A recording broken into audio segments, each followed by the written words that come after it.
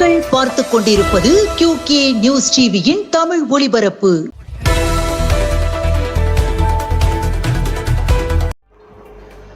புதுச்சேரி முத்தியால்பேட்டை ராமகிருஷ்ணா நகர் லட்சுமி ஹயக்ரீவர் கோவிலில் பவித்ரோற்சவ விழா நடந்தது.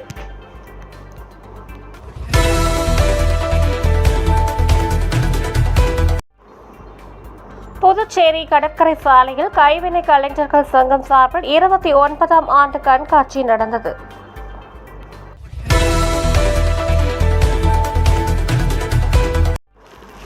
கடையநல்லூர் அரசு கலைக்கல்லூரியில் போட்டித் தேர்வுகளுக்கான இலவச பயிற்சி வகுப்புகள் முதல்வர் ஜெயா தலைமையில் நடந்தது.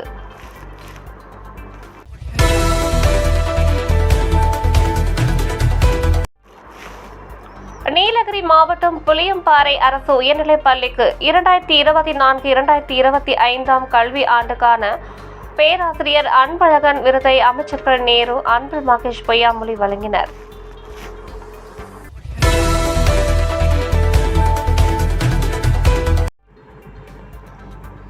பாளையங்கோட்டையில் அரசு பொருட்காட்சிக்கான பல்துறை அரங்குகள் அமைக்கப்படுவதை கலெக்டர் சுகுமா நேற்று பார்வையிட்டார்.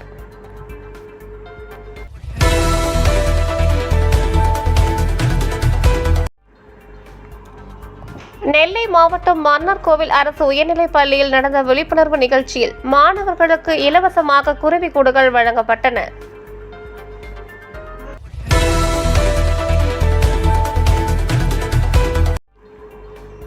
இந்திய துணை ராணுவ பாதுகாப்பு படையின் இந்தோ திபெத் எல்லை பாதுகாப்பு படைப்பிரிவு சார்பாக அமைத்த சைக்கிள் பேரணி கடந்த 8ஆம் தேதி ராமேஸ்வரம் தனுஷ்கோடியில் துவங்கியது. நேற்று கன்னியாகுமரியில் நிறைவு பெற்றது.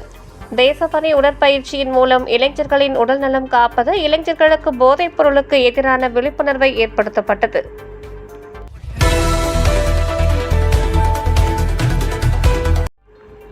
தூத்துக்குடி மாவட்டத்தில் மகாத்மா காந்தி தேசிய ஊரக வேலை உறுதி திட்டத்தின் சமூக தணிக்கை சிறப்பு கிராம சபை கூட்டம் பரிவள்ளிக்கோட்டை கிராம ஊராட்சியில் வசந்தி தலைமையில் நடந்தது.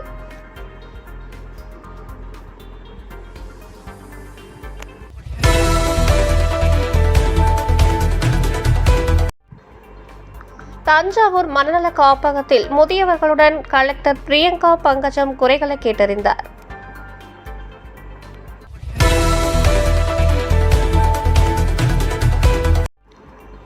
காரைக்குடி அருகே சாக்கோட்டையில் சாக்கை வீரசேகர உமையாம்பிகை கோவில் ஆணி தேரோட்டம் நடந்தது. பெண்கள் குலவையிட்டு பாரம்பரிய முறையில் வழிபட்டனர்.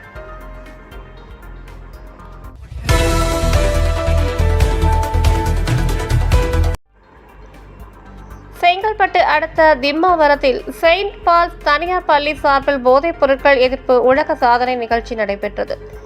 இதில் 1436 மாணவ மாணவிகள் பங்கேற்று போதைப் பொருட்களுக்கு எதிரான மாபெரும் மனித உருவாக்க குறியீட்டினை செய்து காட்டினார்.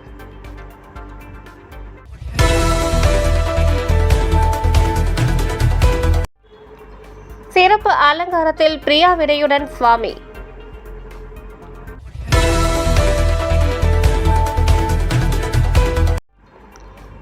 காட்பாடி ஸ்ரீ பக்த ஆஞ்சநேயர் கோவிலில் திருவோண சிரவண தீபம் ஏற்றி வழிபாடு.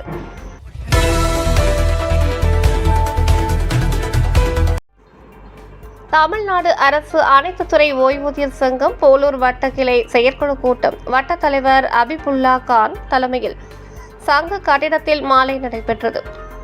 இத்துடன் இந்த செய்தி தொகுப்பு நிறைவடைந்தது. நன்றி, வணக்கம்.